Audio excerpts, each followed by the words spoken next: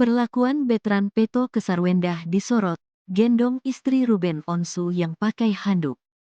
Perlakuan Betran Peto ke ibu sambungnya, Sarwendah kembali jadi sorotan. Pasalnya, Betran Peto diketahui menggendong Sarwendah yang sedang memakai handuk. Sontak saja, kejadian itu langsung jadi pusat perhatian warganet. Belum lama ini, keluarga Ruben Onsu kembali jadi perbincangan hangat publik.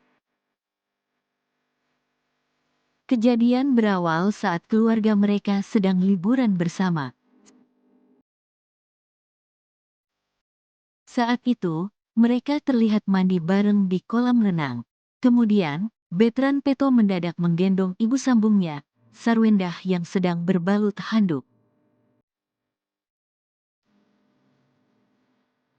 Keakraban keluarga Ruben Onsu ini tampak dalam unggahan video di kanal YouTube The Onsu Family.